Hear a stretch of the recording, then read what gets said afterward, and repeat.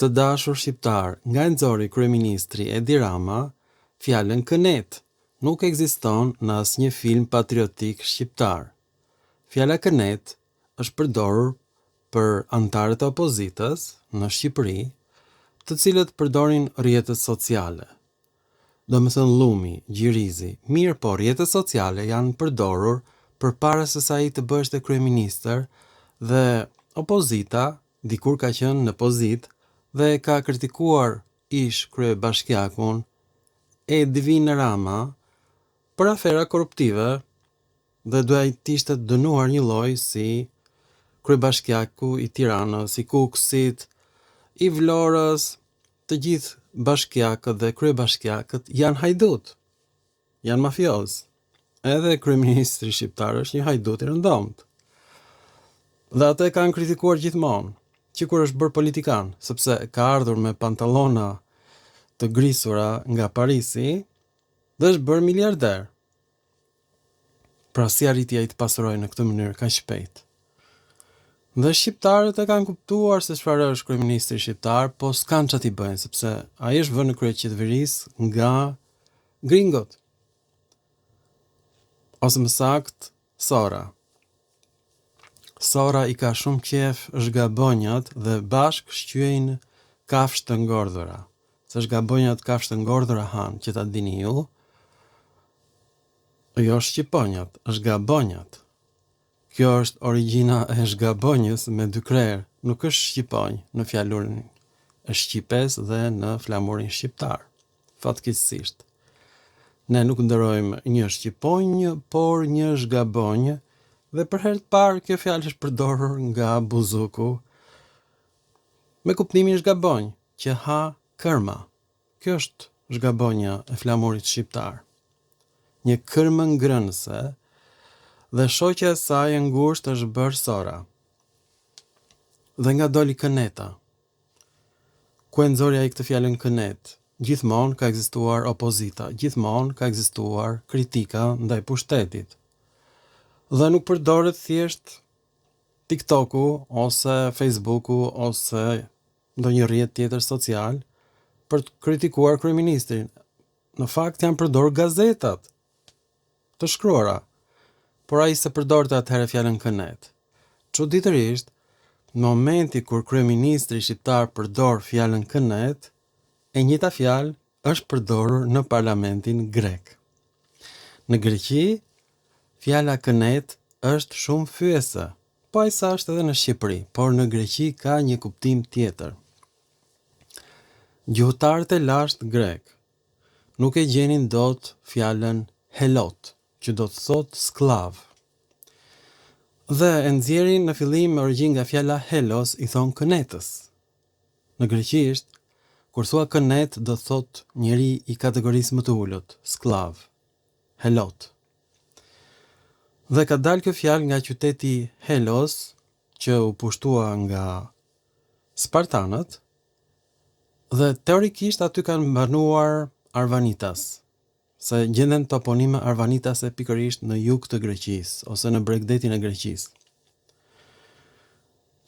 Emri tyre vjen nga emri Helen Albanoi, ata që sakrifikonin kafshë të bardha. Dhe kanë banuar gjithmonë në Greqi, po kanë qenë sklever të spartanëve. Kjo është e sigurt. Që shqiptarët janë në Greqi dhe janë të lashtë, për fat mirë unë kam gjetur toponimet shqiptare, shqipe, në poemat e Homerit, por nuk i nxjerr që në fillim, sepse dua që t'i shikoni të gjithë filmat e mi, përfshirë dhe filmin e kënetës. Pra autorët grek mendonin që fjala helot vjen nga qyteti Helos. Dhe helotët, helotes, është banori i kënetës. Dhe në Greqi, kur thuhet këneta, këta njerëz të kënetës janë ata që vënë në dyshim ekzistencën e dialekteve greke, këta quhen Helenët e rinj, neo-Helenët, në parlamentin grek dhe janë të lëvizjes së djathtë, ekstreme, dhe kërkojnë të çlirojnë Shqipërinë nga shqiptarët. Ju betohen, jo vetëm Vorjopirin, edhe Kosovën. Ti zhdukin, ti shfarosin gjithë shqiptarët ata kërkojnë. Janë lëvizja më e ndyrë, më e keqe e historisë së Greqisë dhe prandaj quhen këneta. Dhe ata përdorin manipulimet gjuhësore, një lloj si Eleni Kocaqi. Ata janë Kocaqët grek, sepse edhe Eleni Kocaqi e merr emrin nga Eleni, grua Elene, dhe në thirrore, Eleni, kështu është në greqisht, emri i saj, dhe Kocaqi do thot bejte në dialektin e Kretës. Dhe emri dhe mbiemri i saj janë grek dhe ajo thotë që grekët janë shqiptar. Na identifikon me grekët dhe ja ka mbushur mendjen shqiptarëve që janë pellazg. Të tillë njerëz sharlatan në Greqi quhen këneta, sepse ata duan ta nxjerrin fjalën Helot nga qyteti Helos, këneta. Banorët e kënetës janë pikërisht helotët, sipas tyre. Në fakt, ekzistojnë ka shumë dialekte në Greqi, kanë qenë 26 dhe janë folur edhe në Shqipëri. Të gjitha mbishkrimet e gjetura në Shqipëri janë në dialekte të ndryshme greke, që studiuesit francezë i quajnë mbishkrime pellazgjike për t'ju zbutur shqiptarëve atë shijen e hidhur që çdo mbishkrim në Shqipëri është grek. Dhe për të mos thënë dialekte greke, ata thonë gjuhë pellazge, po janë dialekte greke. Të gjitha këto gjuhë pellazge të gjetura në Iliri. Dhe Eleni Kocaqi ju thotë që jeni pellazg, ndërkohë që fjala pellazgjia shqiptoheshte pelasgia me l dhe janë banorët e Thesalisë, me kryeqytetin Skotousa, që do thotë errësirë. Flisin greqisht, pellazgët. Tani këta njerëz që duan të gjejnë origjinën e fjalës helot nëpërmjet fjalës elos, kënet, ashtu quheshte ky qytet i pushtuar nga spartanët, këta quhen këneta në shtypin grek. Dhe kur plasi këneta në shtypin grek, kryeministi shqiptare merr këtë term dhe e përdor për opozitën. Dhe shqiptarët s'din gjë fare, sepse s'din greqisht. Por shqiptarët me banim në Greqi, të gjithë, që janë gati 1 milion, do e kuptojnë këtë film shumë mirë, sepse atje diskutohet shumë shpesh për këta njerëz që nuk e pranojnë ekzistencën e dialekteve helene. Ata thonë që ka qenë një gjuhë e pastër helene, kryesisht e folur në dialektin dorik, spartan, dhe pastaj kjo gjuhë është prishur, sipas tyre, është degëzuar. Nuk është e vërtet, gjuha greke nuk është zbuluar kur. Nuk ka gjuhë greke, që ta dini ju, ka vetëm dialekte të lashta, kaq të ndryshme nga njëra tjetra, sa që folë si një dialekti s'kupton fare greqishte në një dialekti tjetër. Për shembull, janë 5.000 fjalë nga Iliada dhe Odisea, që grekët vetë dhe sot e kësaj dite nuk e din çfarë kuptimi kanë dhe e kanë përkthyer Iliadën në greqisht. Në fillim të shekullit të 20, madje përkthyesi është një Arvanitas, sepse grekët s'donin ta bënin një gjë të tillë, mbas përkthimit të Iliadës në greqisht, kanë shpërthyer demonstrata të përgjakshme në Greqi. Nuk donin ta besonin grekët që Homeri fliste një gjuhë të tillë që ata se kuptojnë. Sepse ishte mbushur mendja që greqishtja është gjuhë solide, monolite dhe jo degëzim dialektesh që një grek s'kupton një dialekt tjetër. Kjo vërtetohet me gjuhën e Cakonias, që është shumë e ngjashme me shqipen. Fjala myza në gjuhën e Cakonias është miza në shqip, por është mia në gjuhën e Atikës, në gjuhën greke të Atikës, gjuhën e Athinës. Pra gjuha shqipe është shumë e afërt me gjuhën e Cakonias. Dhe këta tani përpiqen ta nxjerrin fjalën helot nga fjala kënet, Helos, qyteti i helotëve. Mirë po, kjo fjalë helot shqiptoheshte krejt ndryshe, shqiptoheshte heilotes. Dhe banori i Helotëve në Spartë quheshte Heilos. Çdo thot Heilos, do thot një person i kapur rob në gjuhën ionike. Dhe në greqishtën e sotme kjo shqiptohet Ilos, rob. Ilotes në greqisht janë robërit e luftës, sklevërit. Dhe gjë më të mërshme është që Dibranët janë quajtur që të gjithë në dibrën e madhe dhe në dibrën e vogël, fisi më i madh i lirë, penestai. Në ilirisht. Penestai është numri i shumës i fjalës penestes, që do të thotë sklav, në gjuhën greke të Thesalis. Nga fjala penes, i varfër. Dhe shqiptarët e Himarës kanë emra grek, dule, që do të thotë gjithashtu punë dhe sklav në gjuhën greke. Emrat e fisëve lirë dhe mbiemrat e shqiptarëve do të thotë sklever, e kuptoni apo jo? Dhe emrat e anvanitasve në jug të Greqisë do të thotë sklever dhe jo banor i kënetës.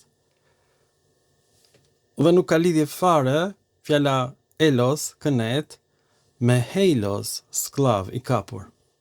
Janë të ngjashme, mund të bëhet loj fjalësh me to, por kanë burime të ndryshme. Dhe këta neo-helenët përpiqen të bëjnë manipulime gjuhësore dhe ata kanë shpikur algoritmin simbolik, ju betohem. Për atë zot, këtë e ka marrë si koncept pastaj i ndjeri Petrozhei. Algoritmi simbolik është përdorur si koncept gjuhësor nga neo-helenët në Greqi për të thënë që të gjitha dialektet greke vijnë nga një gjuhë e bukur greke që s'është gjetur kurrë sepse s'ekziston. Gjuha greke që në fillim ka qenë në formë dialektesh, të ndryshme nga njëra tjetra, dhe ata thonë që kjo gjuhë e bukur greke pastaj u coptua në dialekte më vonë. Kjo gjuhë ideale. Dhe ata e quajnë veten njerëz të agimit të artë, të epokës së artë. Janë njerëzit më të djathtë që kërkojnë të përgjakin Shqipërinë dhe e kanë përgjakur në vitin 1997. Këta janë agjendat e Greqisë në Himar, por dhe në parlamentin shqiptar, në Partinë Demokratike dhe në Partinë Socialiste. Janë agjentët grek. Janë shqipfolës, por e quajnë veten grek. Pra kjo është origjina e fjalës kënet. Kryeministri shqiptar e ka marrë fjalën kënet nga diskutimet në parlamentin grek. Kjo është këneta, sipas grekërve, njerëz të tipit Kocaqi që manipulojnë gjuhën për përfitime personale. Kocaqët e Greqisë në Greqi kanë partinë e tyre të djathtë, që të gjithë e quajnë këneta, për shkak të qytetit Helos, që ngjan me fjalën Heilos, i kapur rob. Heilos kënet, Heilos rob, lufte. Tani ta shikojmë bashkë, sepse këtë unë e kam shpjeguar në vitin 2004 në mënyrë anonime në internet. Të dashur shqiptar, para syve tuaj është origjina e fjalës heilotes, që vjen nga heilos, që vjen nga kuptimi i foljes haliskome, i kapur rob. Dhe kjo fjalë ngjan shumë me qytetin Helos, që ka kuptimin kënet në gjuhën greke. Janë fjalë me shqiptim të ngjashëm, por heilos, rob lufte, sot shqiptohet në greqisht ilos. Dhe Helos shqiptohet elos. Pra janë dy fjalë me shqiptim të ngjashëm, por me burime të ndryshme. Dhe këta neospartanët bëjnë të njëjtën gjë që bën Kocaqi. Ata përpiqen të gjejnë një burim të vetëm të fjalëve me burime të ndryshme. Manipulojnë gjuhën. Për të treguar që gjuha greke ka qenë dikur solide dhe nuk ekzistonin dialektet në epokën e artë, në agimin e artë, sipas tyre. Tani, fjala heilotes ka kuptim të ndryshëm dhe shqiptohet krejt ndryshe nga fjala elos, elotes. Elotes ishin banorët e kënetës dhe heilotes ishin robërit e luftës në Spartë, skleverit. Madje vetë grekët thonë që Helotes ka ardhur nga Heleus, që ishte djali i ri i Perseusit. Në latinisht kjo është regjistruar me i të gjatë, hilota nga heilotes. Pra latinishtja e shpjegon shumë mirë që kjo është burimi i fjalës rob lufte dhe jo elos, që ka qenë dikur helos me kuptimin kënet. Pra, ka komplet shqiptim tjetër edhe në greqishtën e sotme, ka kuptimin sklav. Por gjë më e tmerrshme është kjo që Dibranot, Dibra nga Viun, Maqedonia, të gjithë këto fisë janë qutur Penestai, sklever. Dhe Aleksandri i Madh vendosi që gjuha greke të bëhej gjuha e perandorisë maqedone në Europë dhe në Azi. Dhe kur vdiq ai, trupi i tij u mor në Aleksandri, u ngrit qyteti i Aleksandrit, në Aleksandri, biblioteka e Aleksandrit, dhe atje janë redaktuar për herë të fundit poemat e Homerit, Iliada dhe Odisea, që të dyja kanë 24 kapituj, që përkojnë me 24 gërmat e dialektit ionik, që përdoret e sot e kësaj dite ky alfabet. Pra, poemat e Homerit janë alfabete, edhe ajo e Iliadës edhe e Odiseas, ky ka qenë zbulimi im i askujt tjetër. Dhe fjala Helos vjen nga Alice Kome, do thot kapem rob, fjalë për fjalë. Helotes janë robrit e luftës. Në Lakonia, në Spartë, të dashur shqiptar, dhe kjo nuk ka lidhje fare me fjalën elos, kënet. Pra, për të thënë që ata janë llumi i shoqërisë, këta të agimit të artë, në greqi quhen këneta. Prej këndej e merr kryeministri shqiptar, dhe kjo nuk ka lidhje fare me TikTokun, me Facebookun, me kritikat e opozitës. Dhe Edi Rama ka fituar zgjedhjet me fjalën këneta, ju ka bërë shumë përshtypje shqiptarëve fjala këneta dhe ata nuk e dinë që kryeministri shqiptar di shumë mirë greqisht. Lexon shtypin grek për të parë se ç'a thon për të dhe e ka marrë fjalën këneta, opozita, nga gjuha e parlamentit grek. Do me thënë edhe sot e kësaj dite që nga lashtësia, qytetërimi grek ndikon në politikën shqiptare. Ne jemi përfshirë në një diskutim gjuhësor të përdorur në parlamentin grek. Këneta është gabimi etimologjik i neospartanëve, këtyre të agimit të artë, të fjalës elos, kënet dhe helios, rob lufte, me burim tjetër. Kur ta marrin vesh shqiptarët sot, kur të shohin këtë film, që Edi Rami ka fituar zgjedhjet me një diskutim etimologjik në parlamentin grek për të kritikuar njerëzit e kënetës, dhe ai e ka marrë, e ka përdor këtë për të kritikuar opozitën, shqiptarët do të tërbohen dhe jo vetëm njerëz të opozitës. Antarët e Partisë Socialiste, komunistët e dikurshëm do të tërbohen nga inati që ky është kaq i lidhur me qarqet greke, me politikën greke, me diskutimin grek dhe ka bërë bashkimin ekonomik me Greqinë, Edi Rama, që ta dini ju. Shqipëria është në Europë, po si provincë e Greqisë. Është e sigurt. Nuk keni nga lëvizni. Keni rënë në kurth me Edi Ramin. Ju faleminderit të dashur shqiptar, këneta, helos në greqisht, dhe jo heliotët që janë sklevrit. Miru pafshim të dashur penest, që ju duket vetja Pelazg, që është një rajon i Thesalis. Kush Thesalia, kush Shqipëria? O Pelazg. Miru pafshim në filmat të tjerë shkencor, këneta shqiptare e bukur.